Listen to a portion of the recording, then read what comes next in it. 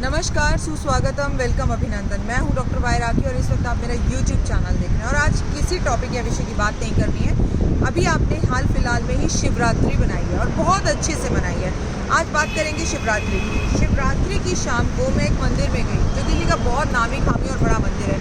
मैंने देखा कि एक जगह पर 2-4 लड़के, मतलब छोटी सी उम्र के ही होंगे, 20-21 साल के, फूल वाले थे और वो शिवलिंग पर जो चढ़ी हुई बेलें थी उन्हें पंडित जी बाहर फेंक रहे थे और उन बेलों को उठा रहे थे। तो मैंने सोचा कि वाह, इस जनरेशन के बच्चे भी भगवान की सेवा करते हैं, तो ये बहुत अच्छी बात है।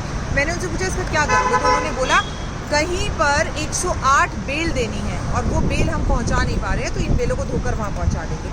कहने का मतलब सिर्फ इतना है कि अक्सर आप लोग कहते हैं कि जो लोग बड़े होते हैं, अमीर होते हैं, जिनके पास बहुत पैसा होता है, वो चोर होते हैं, गरीब का हक मारते हैं। अब गरीब का हक कौन मार रहा है?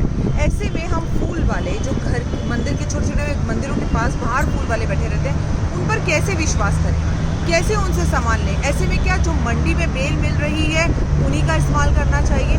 ऐसे तो नवरात्रों में माँ को चढ़ा हुआ नारियल पंडित जी वापस नारियल बाहर फूल वाले को बेच देते होंगे और उन्हीं नारियलों को हम दोबारा चढ़ाते होंगे। जबकि कहते हैं माँ को जब हम नारियल भेंट करते हैं तो हम भेंट स्वरूप अपना शीश नवाते हैं। मतलब कहते हैं मैं शीश तो नहीं काट सकता ध्यानु भगत की तरह, तो मैं नारियल ही तुझे अर्पण कर रहा हूँ। तो ऐसे में आपका विश्वास उठता है। मेरा कहना सिर्फ आपसे इतना है कि आप चाहे फूल बेच रहे हो, चाहे कपड़ों की दुकान हो, लेकिन जो भी काम करें ईमानदारी से करें। लोगों के भाव और श्रद्धा जुड़ी होती है। ऐसे में बेईमानी का पैसा, चोरी का पैसा अक्सर चोरी में ही जाता है। तो ईमानदार बने और देश को तरक्की करने दें, आगे बढ़े।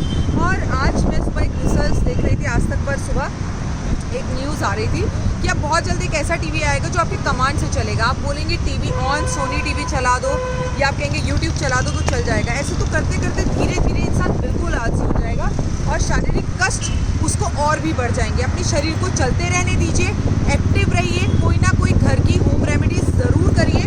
जैसे घर की अलमारियाँ खोल के दोबारा साफ कीजिए, थोड़ा सा वॉक पर आप जाएँ या ना जाएँ, घर में इतना तमाम काम है कि अगर आप काम करने पर आ जाए तो सुबह से शाम हो सकती है।